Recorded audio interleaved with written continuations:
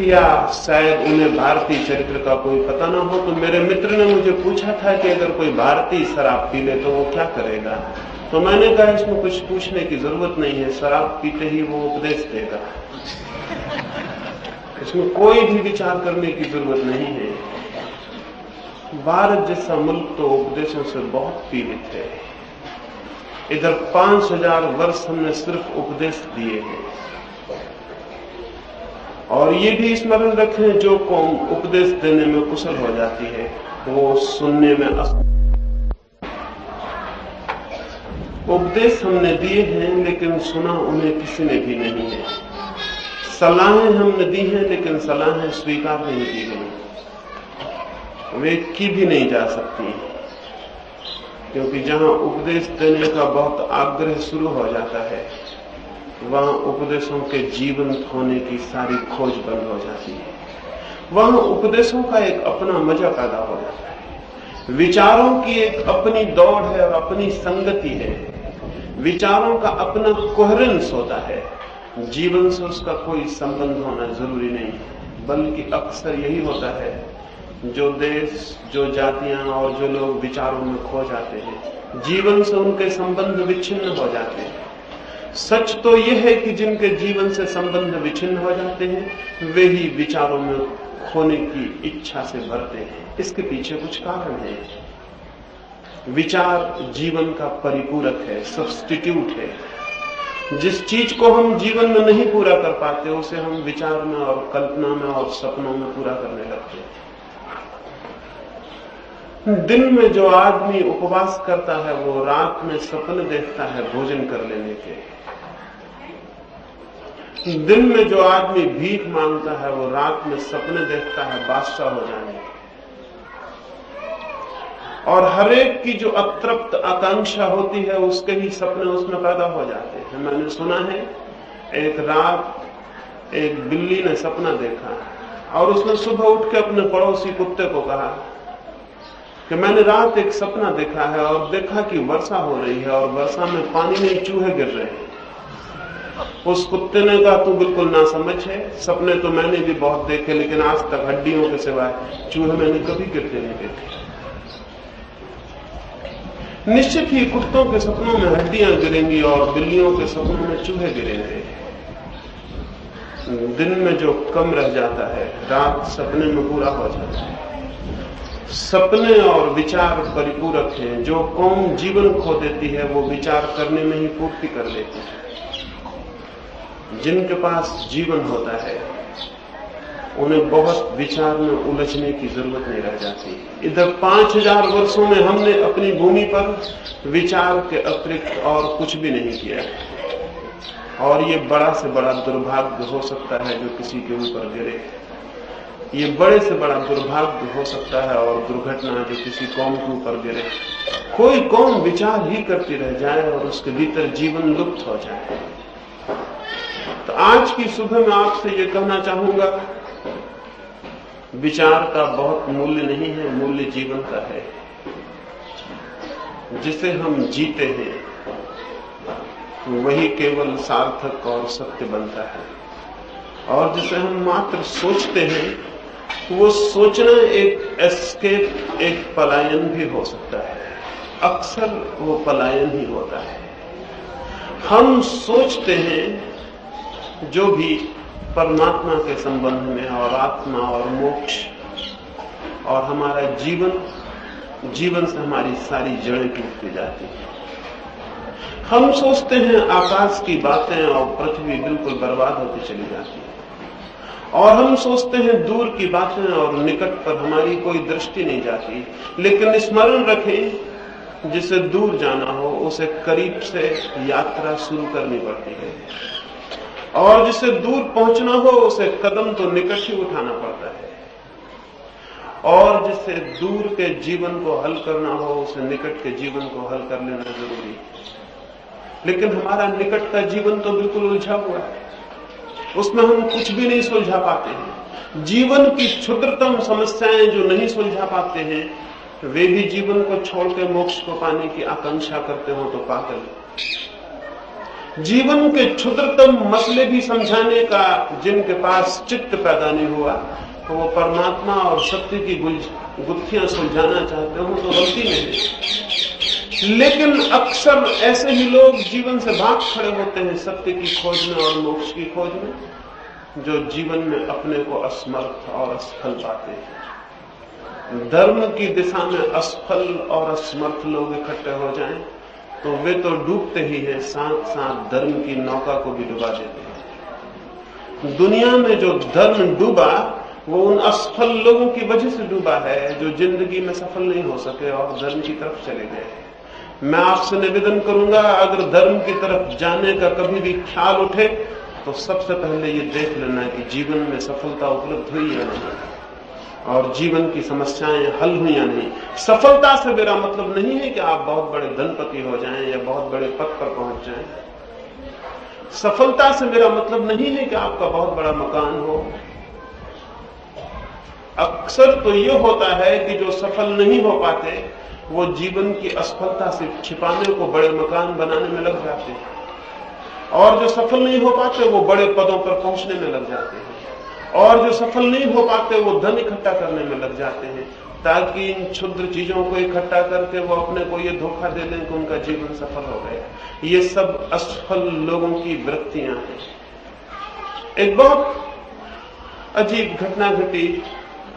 नादिर शाह हिंदुस्तान की तरफ आता था।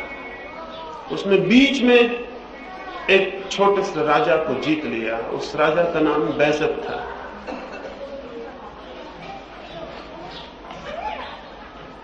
उसने जीत लिया बैजत को। बैजत हार गया। जैसे ही बैजत को लाया गया हथकड़ियों में डालकर, जैसे ही वो खींच के दुश्मनों से लाए और वो तैमूर के सामने खड़ा किया गया,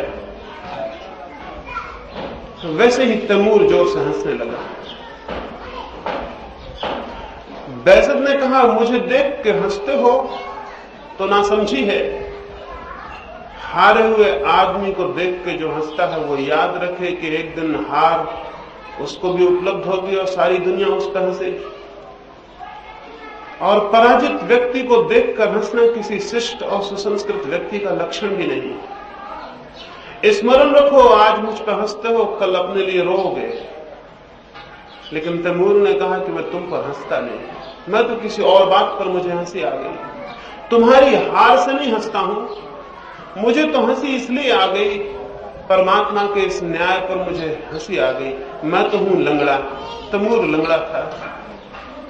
मैं तो हूं लंगड़ा, तुम हो काने। वो बैजत खाना था। मुझे इसलिए हंसी आ गई कि परमात्मा भी कैसा पागल है, इसे कानों और लंगड़ों के सिवाय और कोई बादशाह बनाने को नहीं मिलता। कि क्या बात है कि कानों और लंगड़ों को बादशाहत दे दी जाती। तैमूर लंगड़ा इस पर हंसा था। मैं वहां मौजूद नहीं था, होता तो उससे कहता, और वो कहीं अगर अभी भी हो तो उससे मैं ये कहना चाहता हूं कि इसमें बादशाह का, इसमें परमात्मा का कोई कसूर नहीं है। काने और लंगड़ों के सिवाय बादशाहत कोई मांगता ही नहीं है, तो परमात्मा भी क्या करे। जिसके भीतर कोई हीनता ना हो वो कभी बादशाह ना होना चाहेगा। दुनिया के सारे राजनीतिक हीन ग्रंथि से पैदा होते हैं, जिनके भीतर इंफीरियरिटी कॉम्प्लेक्स होता है, जिनके भीतर ऐसा लगता है मैं ना कुछ हूं, जिनके भीतर ऐसा लगता है मैं कुछ भी नहीं और जीवन मेरा ना कुछ है। उनके भीतर एक पागल दौड़ शुरू होती है कुछ हो जाने की। फिर चाहे वो धन इकट्ठा करके कुछ हो जाएं, और चाहे राजनीतिक पद पर पहुंच के कुछ हो जाएं, या कोई और रास्ता अख्तियार करें। लेकिन जिस आदमी के भी भीतर आत्माहीन होती है, उस आदमी के भीतर उसकी पूर्ति करने के लिए बाहर दौड़ शुरू हो जाती है। जिनके चित्तहीन होते हैं वो महत्वाकांक्षी हो जाते हैं, वो एम्बिशियस हो जाते हैं। स्वस्थ चित्त महत्वाकांक्षी नहीं होता। इसलिए मैं ये नहीं कहता हूं कि आपके पास बड़ा मकान आप बना रहे हो और आपका राज्य बड़ा होता जा रहा हो तो आप कोई सफल व्यक्ति हैं। ये असफल व्यक्ति की खबर है। असफलता को ढांकने का उपाय चल रहा है। सफल व्यक्ति का ये लक्षण नहीं। सफल व्यक्ति का क्या लक्षण है?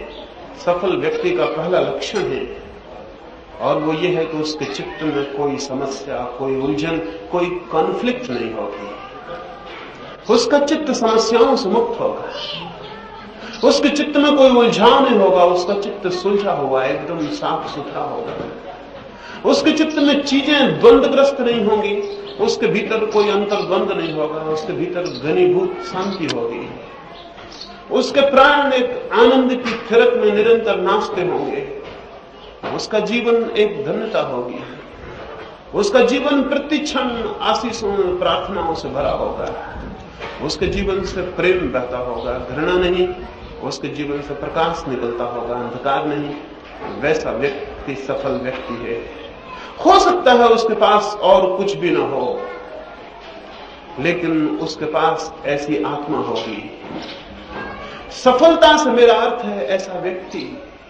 और जो ऐसा जीवन में सफल ना हो पाए, वो मोक्ष की कामना करे और परमात्मा की और सत्य की खोज की तो ना समझ है। जिसने भी अपने को भी नहीं सुलझाया, वो विश्व की समस्या के रहस्यों में छिपे हुए सत्य को जानने चल पड़ा हो, तो उसने बड़ी गलत यात्रा शुरू कर दी है।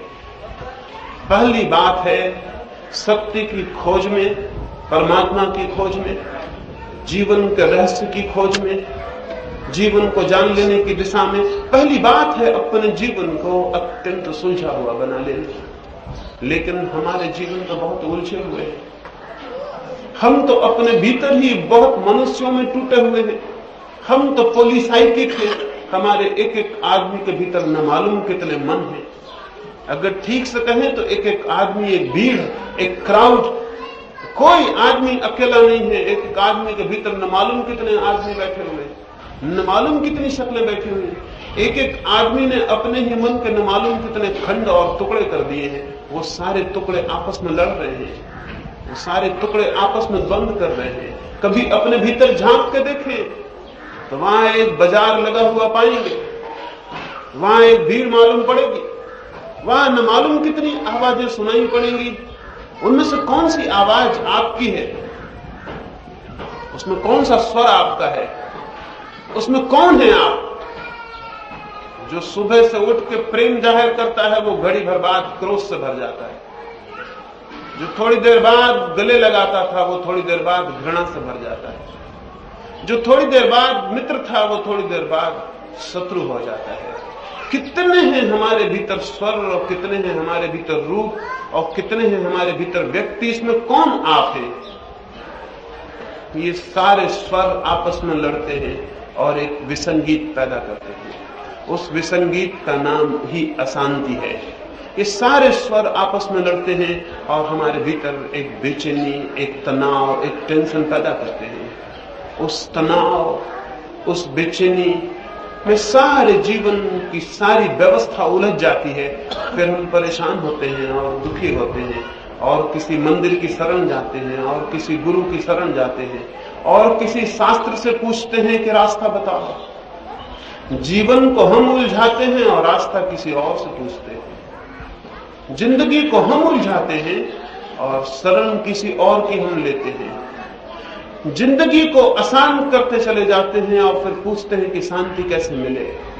तो मैं आपसे निवेदन करूं, जो शांति को खोजेगा वो कभी शांति नहीं पा सकता है। लेकिन जो अशांति के कारण की खोज करेगा, वो निश्चित शांत हो सकता है। क्योंकि शांति कहीं आकाश से मिलने वाली बात नहीं है और कहीं किसी और से प्राप्त नहीं होगी। अशांति मैंने पैदा की है, तो मुझे खोज करनी होगी कि कौन से कारण हैं जिनसे मैं अशांति पैदा कर लेता हूं। कौन से कारण हैं जिनसे मेरे भीतर विकृति पैदा हो जाती है। कौन से कारण हैं जिससे मैं खंड खंड हो जाता हूं। मेरा इंटीग्रेटेड, मेरा इकट्ठा, मेरा एक कोई रूप नहीं रह जाता, मेरा कोई व्यक्तित्व नहीं रह जाता, कोई इंडिविजुअलिटी नहीं रह जाती।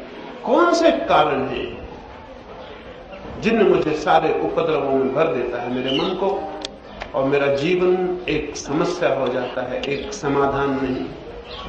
फिर इस समस्या से बचने के लिए आप उपाय करते हैं, उनको आपने धर्म समझा हुआ है। वो धर्म नहीं है, वो सब अफीम का नशा है। एक आदमी की जिंदगी उलझ जाए तो वो शराब पीने लगता है भूलने को।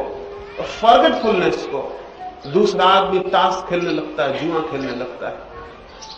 तीसरा आदमी इलेक्शन लड़ने लगता है, उसमें अपने को भूल जाता है।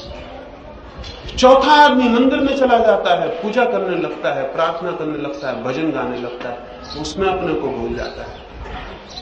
भूलने का उपाय धर्म नहीं है, क्योंकि आप लाख भूल जाएं उससे कोई समस्या हल नहीं होगी। जैसे ही होश आएगा समस्या फिर वहीं की वहीं खड़ी मिल जाएगी। जब नशा उतरेगा सुबह तो आप पाएंगे समस्याएं वहीं खड़ी हैं, और भी मजबूत हो गई समस्याएं, क्योंकि इस नशे में आप और कमजोर हो गए। रात जहां समस्याएं थी और भी मजबूत हो गई, क्योंकि रात आप जहां थे नशे ने और कमजोर कर दिया।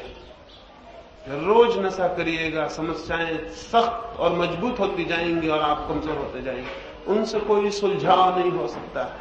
और चाहे कितने ही भजन गाइए और कितनी ही मंदिरों में प्रार्थना करिए, जहां भी आप अपने को बुलाने की कोशिश कर रहे हैं वहीं आप गलती कर रहे हैं।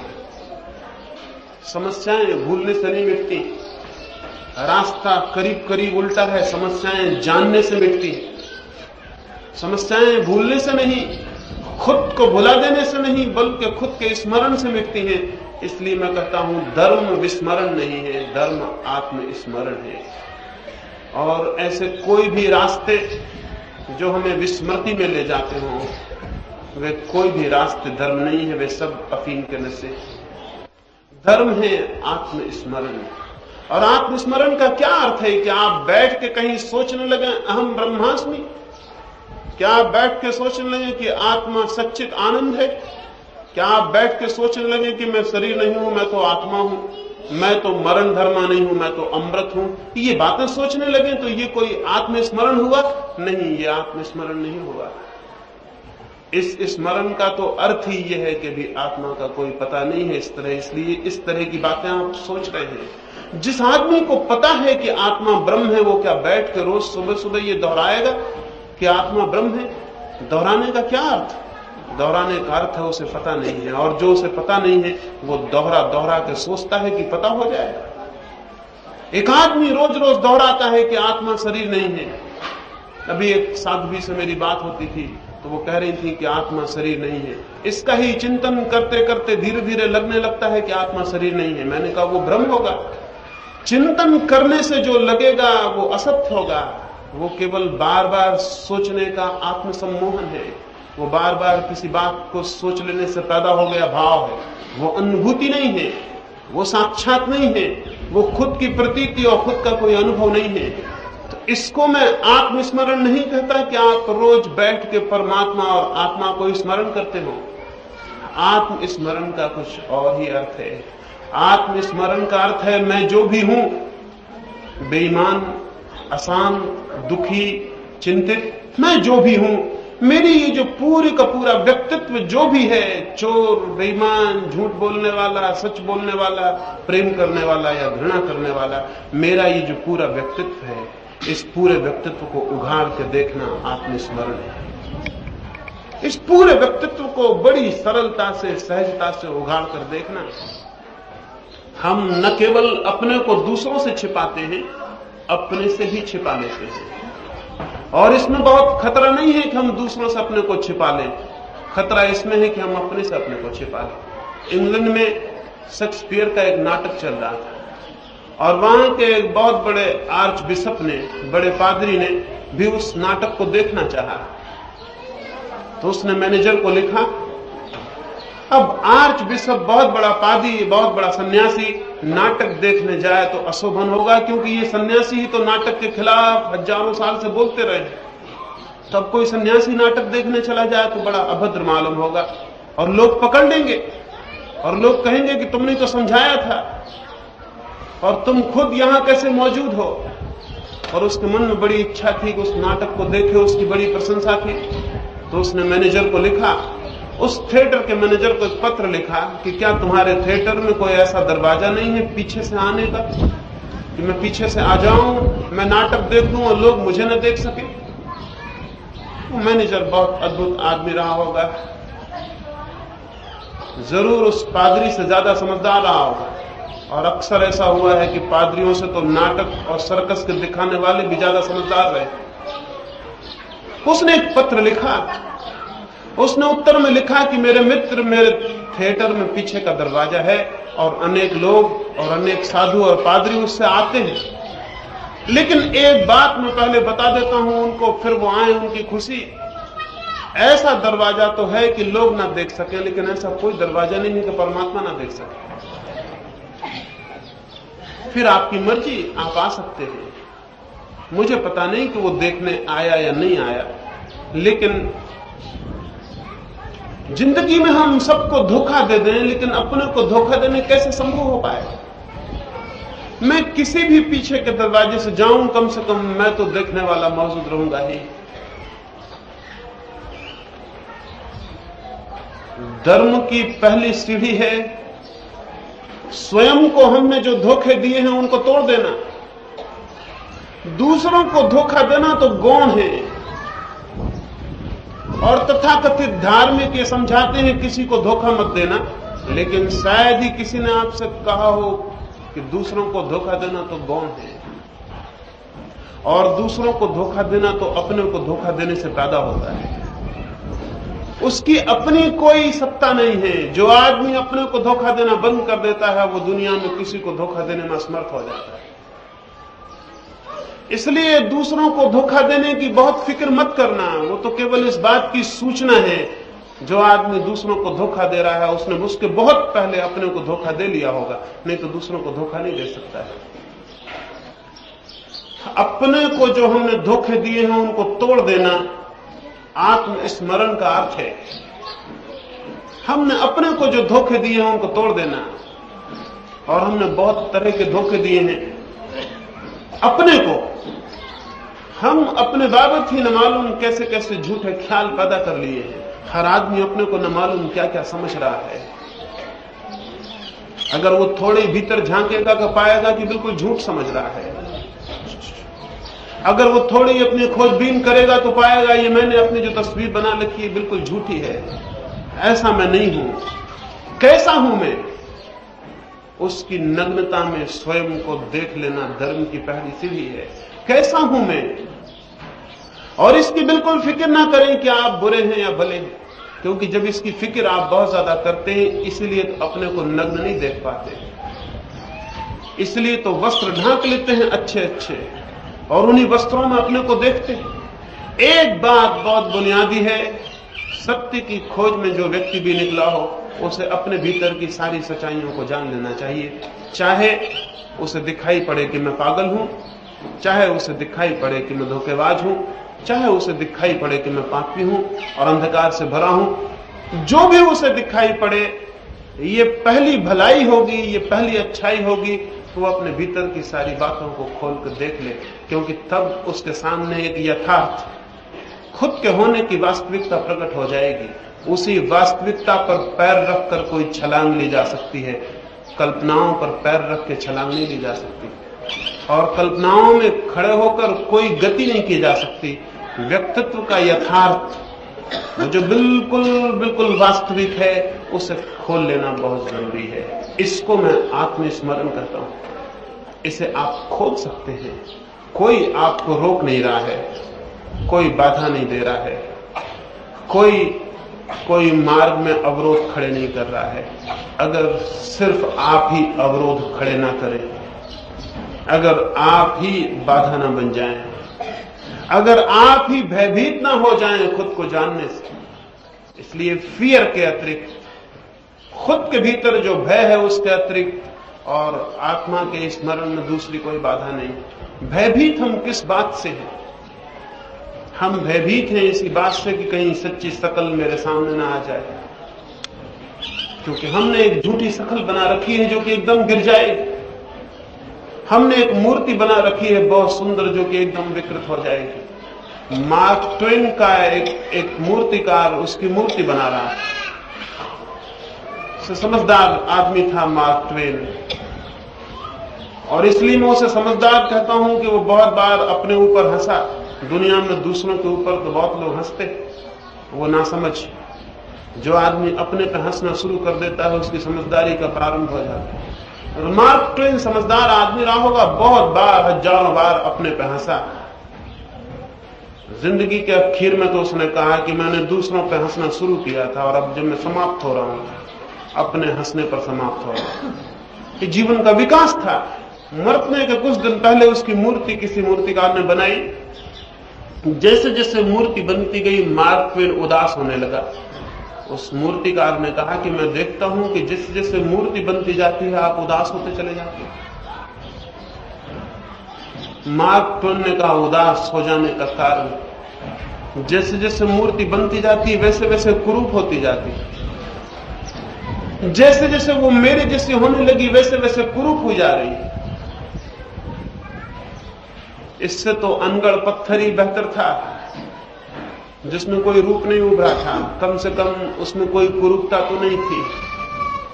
मार्क ट्वेन ने बड़ी हैरानी की बात कही और इसलिए उदास भी होता चला गया क्योंकि जैसे जैसे मूर्ति बनने लगी कुरूप होने लगी, क्योंकि उसने कहा वो मेरे जैसी होने लगी।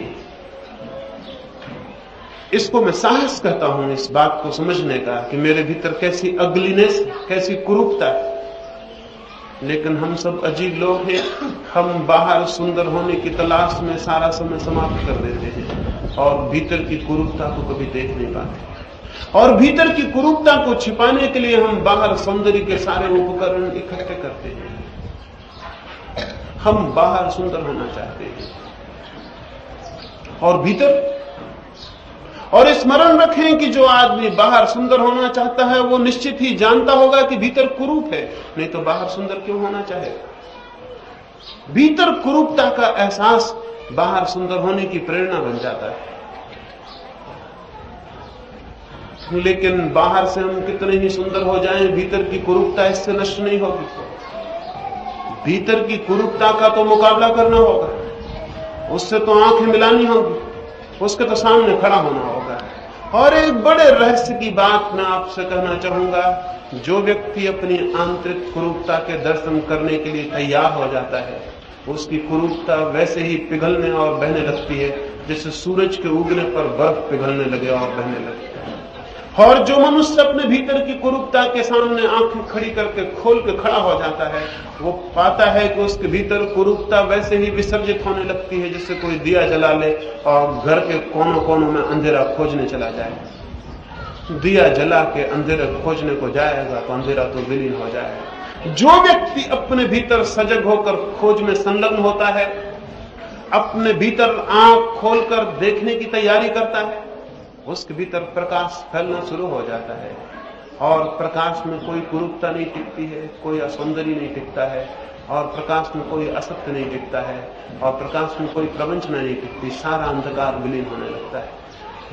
धार्मिक आदमी का पहला और अनिवार्य लक्षण है इस तरह की तैयारी आत्मस्मरण की। एक बात स्मरण रखें, जब तक शुभ में और अशुभ में, बुरे में और भले में, नीति में और अनीति में आप बहुत बहुत फासला किए हुए बैठे हैं, तब तक आप कभी आत्मनिरीक्षण नहीं कर सकेंगे। क्योंकि बुरे को देखने में डर लगेगा और भले को साध लेने में खुशी होगी। तब तक पूरा व्यक्तित्व उघड़ नहीं सकता। नैतिक शिक्षाएं मनुष्य को धार्मिक नहीं होने देती हैं। नैतिक शिक्षाएं इतना भेद खड़ा कर देती हैं शुभ और अशुभ के बीच कि आदमी की इच्छा होती है कि मैं शुभ दिखाई पड़ूं और अशुभ दूर हट जाए। वो अशुभ को ढांकने लगता है और शुभ को ओढ़ने लगता है। सारा जीवन विकृत हो जाता है। पहली बात है, अपने चित्त में अगर सचमुच खोज करनी हो तो चित्त के भीतर नैतिकता की धारणाओं से मुक्त हो जाएं। वो जो मोरालिटी, वो जो समाज ने सिखाया उससे मुक्त हो जाएं। वहां न कुछ शुभ है और न वहां कुछ अशुभ है। वहां तो दो बातें हैं, या तो अंधकार है या प्रकाश है। प्रकाश है तो सब शुभ है और अंधकार है तो सब अशुभ है। वहां शुभ और अशुभ का कोई फासला अंधकार में नहीं हो सकता। अंधकार की स्थिति में आप जो भी करेंगे वो अशुभ होगा। लेकिन हमें सिखाया ये जाता है अंधकार में भी शुभ हो सकता है। हम कहते हैं एक आदमी कितना ही अज्ञानी है लेकिन मंदिर बनाया, उसने तो शुभ कार्य किया। मैं आपसे कहता हूं अज्ञानी मंदिर बनाएगा तो अशुभ कार्य ही होगा। नहीं तो ये मंदिर दुनिया में इतने उपद्रव के कारण नहीं बनते। नहीं तो ये मंदिर झगड़ाने वाले और लोगों को तोड़ने वाले और युद्ध कराने वाले नहीं बनते। जरूर ये मंदिर किसी अज्ञान से निर्मित हुए होंगे। ये केंद्र बन गए युद्ध, उत्पात, हिंसा और उपद्रव के। अज्ञान से जो भी निकलेगा वो चाहे कितना ही शुभ मालूम पड़े, बहुत गहरे में वो अशुभ परिणाम लाए। अज्ञान से शुभ का जन्म नहीं हो सकता। इसलिए अपने भीतर शुभ और अशुभ का फासला छोड़ दें और अपने पूरे व्यक्तित्व के बीच बिना किसी चॉइस के, बिना किसी चुनाव के, अपने पूरे व्यक्तित्व के प्रति जागने की कोशिश करें। कोई चुनाव ना करें कौन सी अच्छी बात है और कौन सी बुरी बात है। प्रेम को न बचाएं कि प्रेम अच्छा है और घृणा को न हटाएं कि घृणा बुरी है, क्योंकि आपको पता नहीं है ये प्रेम और घृणा जिसको आप जानते हैं एक ही सिक्के के दो पहलू हैं। इनमें से एक को बचाइएगा दूसरा भी बच जाएगा, इनमें से एक को फेंकिएगा दूसरा भी फेंक जाएगा, और इनमें से अगर एक को बचाना चाहा और दूसरे को फेंकना चाहा तो जीवन उलझन हो जाएगी, समस्या बन जाएगी। फिर उसमें कोई सुलझाव नहीं हो सकेगा, फिर उसमें कोई मार्ग नहीं मिल सकेगा। शुभ और अशुभ के द्वंद्व ने मनुष्य के चित्त को उलझाया है। इसका यह मतलब नहीं है कि मैं आपसे ये कह रहा हूं कि जिंदगी में आप शुभ अशुभ का भेद छोड़ दें। मैं आपसे ये कह रहा हूं कि चित्त के भीतर इस निर्णय को स्पष्ट रूप से समझ लें कि शुभ और अशुभ एक ही सिक्के के दो पहलू हैं, और अगर मुझे पूरे व्यक्तित्व के प्रति जागना है तो मुझे अशुभ की निंदा छोड़ देनी चाहिए मन में और शुभ की प्रशंसा छोड़ देनी चाहिए। बिना किसी चुनाव में दोनों के प्रति जागने की कोशिश करूं, समझने की कोशिश करूं कि मेरा व्यक्तित्व क्या है, कैसा है, बिल्कुल नग्न और सीधा, कोई छिपाव नहीं, कोई दुराव नहीं। कम से कम मेरी आंख के सामने तो मेरा व्यक्तित्व पूरा उभर जाए। और क्या आपको पता है कि फिर अगर आप इतना ही करने में समर्थ हो जाएं तो शेष सारा काम अपने से होना शुरू हो जाता है। जैसे मुझे एक घर के बाहर निकलना हो और मुझे दिखाई पड़ता है कि दरवाजा है, तो क्या मैं दीवार से निकलने की कोशिश करता हूं? नहीं, मैं दरवाजे से निकल जाता हूं। और ना ही मैं कसमें खाता हूं भगवान के मंदिर में जाके कि मैं रोज दीवार से न निकलूंगा, दरवाजे से ही निकलूंगा, इसकी कसम भी नहीं खाता हूं। आंख खुली होती है तो मैं दरवाजे से निकल जाता हूं। ठीक वैसे ही जो व्यक्ति अपने भीतर की पूरे सच्चाई के प्रति जागेगा, उसका निरीक्षण करेगा, उसका ऑब्जर्वेशन करेगा और किसी चीज को ना हटाएगा न रोकेगा, अत्यंत तटस्थ भाव से जागेगा और देखेगा, उसकी आंखें खुल जाएंगी और उसे कुछ साधना नहीं पड़ेगा। उसके बाद दरवाजे उसे दिखाई पड़ने शुरू हो जाएंगे और वो दरवाजों से निकल जाएगा और दीवारों से न निकलने की कस्में, व्रत और संकल्प उसे नहीं लेने पड़ेंगे। उसे ये नहीं कहना पड़ेगा कि अब मैं चोरी ना करने का संकल्प लेता हूं। जो आदमी चोरी ना करने का संकल्प लेता है वो चोर है। उस आदमी के भीतर चोरी की इच्छा है, नहीं तो संकल्प किसके विरोध में लेगा। जो आदमी ब्रह्मचर्य का संकल्प लेता है वो कामुक है, नहीं तो ब्रह्मचर्य का संकल्प किसके विरोध में लेगा। और जो आदमी कामुक है और ब्रह्मचर्य का संकल्प लेता है वो उपद्रव में पड़ जाएगा, जीवन उलझ जाएगा, समस्या खड़ी हो जाएगी। भीतर होगी सेक्सुअलिटी, भीतर होगी कामुकता, ऊपर होगा ब्रह्मचर्य, और इन दोनों में निरंतर संघर्ष होगा और इस संघर्ष में वो टूटेगा और नष्ट होगा।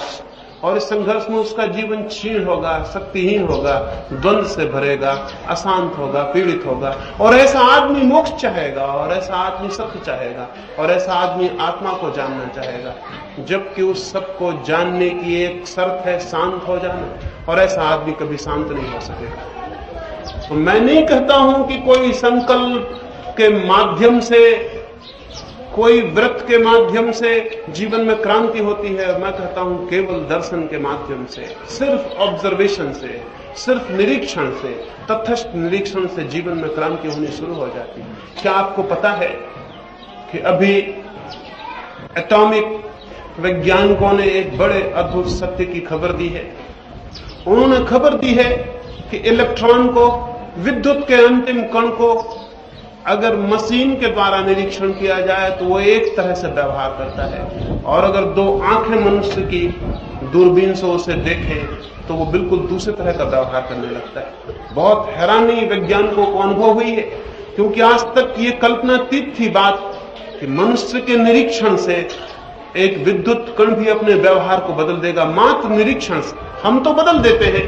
अगर आप एक रास्ते पे अकेले जा रहे हैं और वहां से दो आदमी आ जाएं तो आप फौरन बदल जाते हैं, आप दूसरे आदमी हो जाते हैं।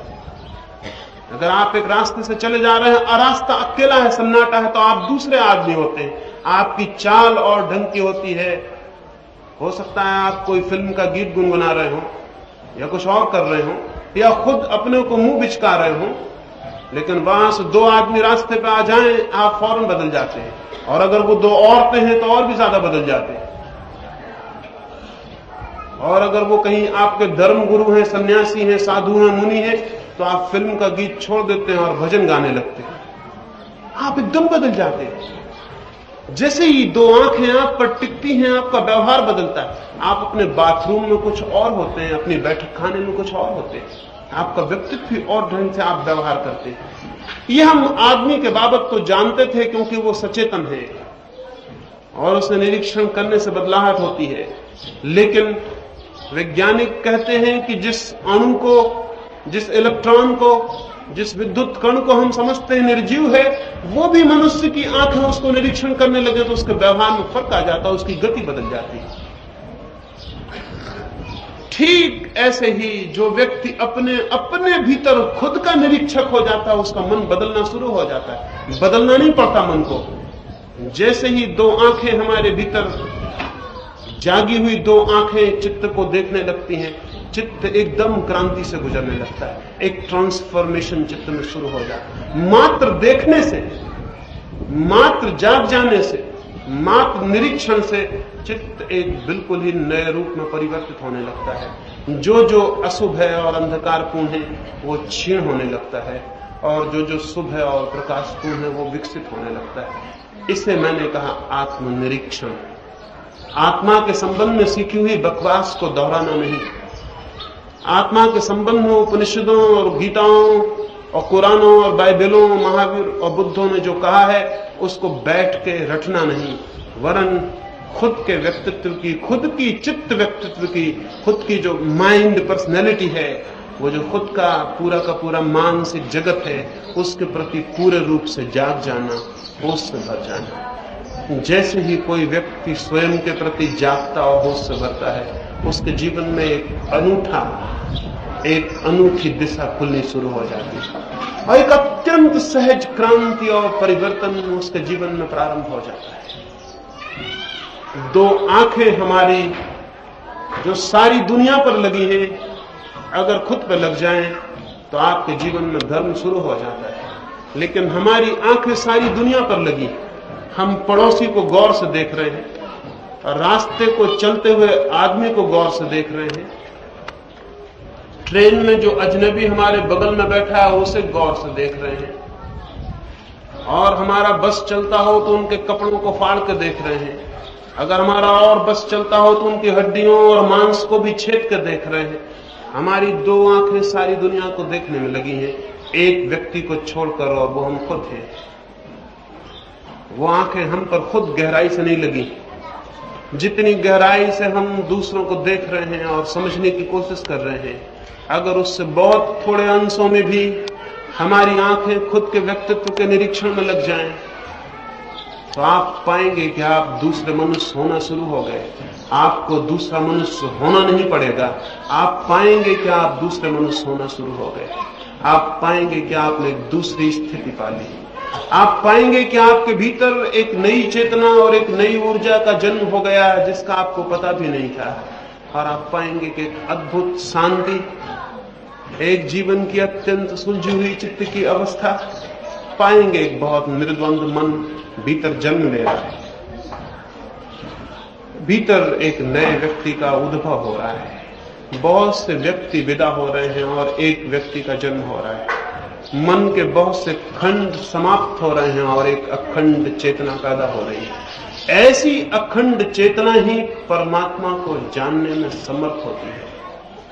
ऐसा अखंड व्यक्तित्व ही सत्य के उद्घाटन में सफल होता है। ऐसा पूर्ण और समग्र व्यक्तित्व ही जीवन की पूर्णता को, जीवन के समग्र रहस्यों को, जीवन की गहराइयों और ऊंचाइयों को छू लेने में और उनके साथ एक हो जाने में समर्थ होता है। जीवन से भागने वाले लोग नहीं, जीवन से पलायन कर जाने वाले लोग नहीं, जंगलों और पहाड़ों और हिमालयों में चले जाने वाले लोग नहीं, बल्कि जीवन के घनीभूत संघर्ष में, जीवन के द्वंद्व में अत्यंत शांत खड़े होकर निरीक्षण करने वाले लोग सत्य को और परमात्मा को उपलब्ध होते हैं। जो धर्म जीवन के प्रति निषेध सिखाता हो, लाइफ निगेशन सिखाता हो, वो धर्म अधर्म को बढ़ाने का सहयोगी रहा है, वो धर्म ही नहीं है। जो धर्म जीवन की अफर्मेशन में, जीवन की स्वीकृति में, जीवन की विधायकता में प्रतिष्ठा देता हो, वही धर्म केवल मनुष्य जाति को मुक्त करने में, आनंद की दिशा में, संगीत की दिशा में समर्थ हो सकता है। और उसका बुनियादी सूत्र मैंने आपसे सुबह कहा, वो है आत्मविस्मरण नहीं वरन आत्मस्मरण। और आत्मस्मरण का अर्थ मैंने आपसे कहा, वो किन्हीं पढ़े पढ़ाए सूत्रों को दोहराना नहीं, अहम ब्रह्मास्मि के रट लगाना नहीं, वरन चित्त जैसा है, बुरा और भला, शुभ और अशुभ, उसको उसकी पूर्णता में जानने की तटस्थ चेष्टा आत्मस्मरण है। और ये तभी हो सकता है जब हम थोड़े नैतिक, जो तथाकथित नैतिकता हमारे चित्त को कसे हुए है, उससे थोड़ा चित्त को भीतर मुक्त करें। इसका ये अर्थ नहीं है कि आप समाज के जीवन में अनैतिक हो जाएं, चोरी करने लगे और रास्ते पर जहां लिखा है बाएं चलो वहां दाएं चलने लगे। ये मैं नहीं कह रहा हूं। समाज की जिंदगी में समाज जो कह रहा है उसे अत्यंत औपचारिक रूप से निभाए जाएं, उससे कोई बहुत फर्क नहीं पड़ता। लेकिन इस औपचारिकता को, इस शिष्टाचार को भीतर आत्मा में जकड़ और बंधन न बनने दें। भीतर एक मुक्ति को खोजें, सरलता को खोजें। जरूर एक दिन जब भीतर सचमुच ज्योति का जन्म होगा तो फिर बाहर किसी औपचारिकता को कायम रखने की जरूरत न रह जाएगी। जब भीतर असली हीरे आ जाएंगे तो बाहर नकली हीरों को साथ गले में लटका के घूमने की जरूरत नहीं रह जाएगी। और जब भीतर असली नैतिकता का जन्म हो जाएगा तो समाज की सिखाई हुई नैतिकता को फेंका जा सकता है। लेकिन इसके पहले कि भीतर असली नैतिकता जन्मे, चित्त के तल पर इस झूठी नैतिकता के द्वंद्व से मुक्त होना अत्यंत आवश्यक है।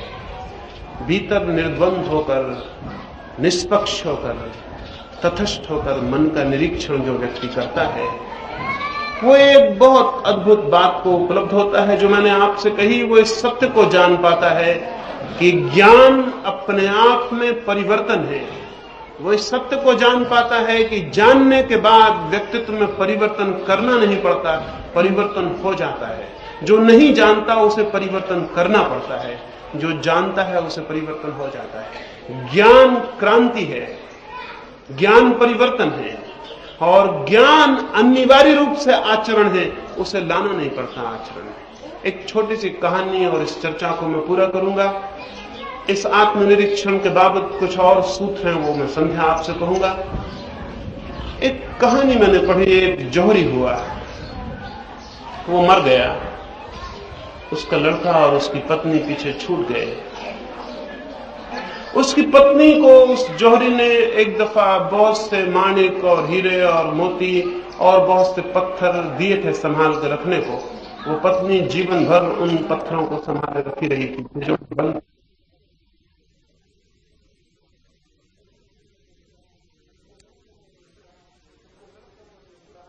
लड़के को एक दिन कहा कि तुम्हारे पिता के मित्र एक बड़े जौहरी हैं, उनके पास ये सारे बहुमूल्य पत्थर लेके चले जाओ और उनको कहना कि इनको अब बिकवा दें और इनका जो रुपया आ जाए तो हमारा जीवन सम्यक रूप से चल सके। वो युवा लड़का उन हीरे मोतियों को लेके अपने पिता के मित्र के पास गया। उसके पिता के मित्र ने कहा, गठरी तुम खुद ही खोलो। उसने गठरी खोली। उसके मित्र ने कहा कि गठरी बंद कर लो और वापस ले जाओ, अभी बाजार में बहुत अच्छे भाव नहीं। जब भाव अच्छे होंगे तो मैं तुम्हें बुलाऊंगा, लेकिन एक छोटी सी मेरी प्रार्थना है और मेरे गुजरे हुए मित्र का मेरे ऊपर कर्ज है। मैंने अपनी सारी कुशलता और कला उनसे सीखी थी, तो मैं चाहता हूं कि मैं ऋण से मुक्त हो जाऊं। तुम रोज घड़ी दो घड़ी दुकान पर आने लगो, ताकि जो मैंने तुम्हारे पिता से सीखा था वो मैं तुम्हें सिखा दूं। वो युवक रोज उस जौहरी की दुकान पर जाने लगा। वर्ष भर बीतने पर वो जौहरी एक दिन सुबह सुबह उनके घर पहुंचा और उसने उस युवक को कहा कि अपनी मां को कहो कि वो बहुमूल्य पत्थर सब बाहर निकाल लाए। वो लड़का गया, उसने तिजोरी खोली, वो गठरी लेके आया, उसने खुद गठरी खोली और उसे हंसी आ गई। उसने गठरी वापस बांधी और सड़क के पास जो कूड़ा घर था उसमें जाकर वो गठरी डाला है। उसकी मां तो चिल्लाने लगी कि तुम पागल हो गए हो, ये तुम क्या करते हो, लेकिन उसने कहा ये सब नकली पत्थर है, इनका कोई मूल्य नहीं। उस जौहरी ने कहा यही बात साल भर पहले मैं तुमसे कहता तो भी इन पत्थरों को छोड़ना आसान नहीं था। ये मैं कहता तो तुम सोचते कि शायद मैं धोखा दे रहा हूं, और अगर तुम इन्हें छोड़ भी देते किसी भांति समझाने बुझाने से, तो भी छोड़ने का घाव निरंतर पीछे रह जाता और पछतावा पीछे रह जाता और निरंतर ख्याल होता कि कहीं भूल तो नहीं हो गई, कहीं कोई गलती तो नहीं हो गई, और छोड़ते तो एक दुख पीछे छूट जाता है। लेकिन आज जबकि तुम खुद जानते हो, तुम्हें छोड़ने में क्षण भर भी नहीं लगा। पत्थर दिखाई पड़ गए कि पत्थर हैं और मोती माणिक नहीं, तुम उन्हें उठा के फेंक आए और पीछे कोई रेखा भी नहीं छूट गई है। ठीक कुछ चीज दिखाई पड़ जाए तो जो व्यर्थ है वो अपने आप छूट जाता है, जैसे पत्थर हाथ से छूट जाए, और जो सार्थक है वो अपने आप शेष रह जाता है। जो भी श्रेष्ठ है, जो भी सुंदर है और सत्य है, उसे छोड़ा नहीं जा सकता। जो भी अश्रेष्ठ है, असुंदर है, असत्य है, उसे पकड़ा नहीं जा सकता। लेकिन एक दफा देखने वाली आंख पैदा होनी चाहिए। इसलिए मैंने सुबह आपसे कहा इस निरीक्षण के माध्यम से वो आंख पैदा हो सकती है। कुछ और इस आंख को पैदा करने के सूत्र में संध्या आपसे कहना चाहूंगा।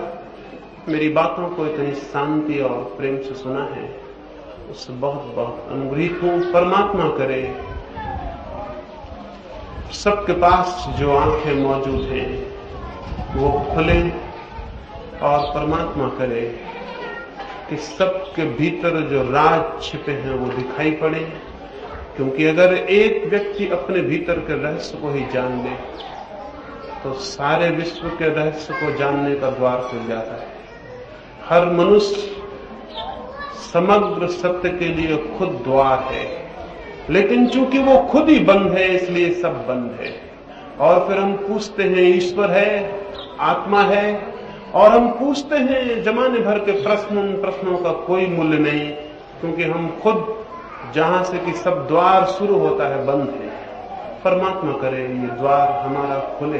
ये खुल सकता है और कोई भी व्यक्ति इसे खोलने में समर्थ हो सकता है, एक बार उसे अपनी पूरी स्थिति पर विचार करके अगर वो खोलने में संलग्न हो जाए तो कोई दूसरी बाधा नहीं। शायद बहुत सरल है बात, शायद अत्यंत सरल है, लेकिन हमने कभी उस दिशा में कोई प्रयास नहीं किया, इसलिए बहुत कठिन मालूम पड़ती है। एक व्यक्ति एक राजधानी के करीब से निकलता था और उसने एक छोटे से बच्चे से पूछा कि अगर मैं सीधा चला जाऊं तो राजधानी कितनी दूर है। उस बच्चे ने कहा अगर आप सीधे गए तो लाखों मील दूर, लेकिन अगर आप पीछे लौट आए तो केवल एक ही मील के फासले पर राजधानी है। अगर आप सीधे चले जाएं तो लाखों मील दूर है, क्योंकि पूरी पृथ्वी की परिक्रमा करनी पड़े तब आ सकेंगे, और अगर पीछे लौट जाएं तो एक ही मील दूर है। अगर हम अपने पर लौट कर निरीक्षण करने में संलग्न हो जाएं तो राजधानी बहुत दूर नहीं है, लेकिन अगर हम दुनिया का निरीक्षण करते हुए खोज करते रहे तो राजधानी बहुत दूर है। परमात्मा करे राजधानी बहुत दूर न रह जाए और पीछे लौट के आप देख सके, इसकी प्रार्थना करता हूं। मेरी बातों को इतने प्रेम से सुना, उसके लिए बहुत बहुत धन्यवाद। सबके भीतर बैठे हुए परमात्मा के प्रति मेरे प्रणाम स्वीकार करें।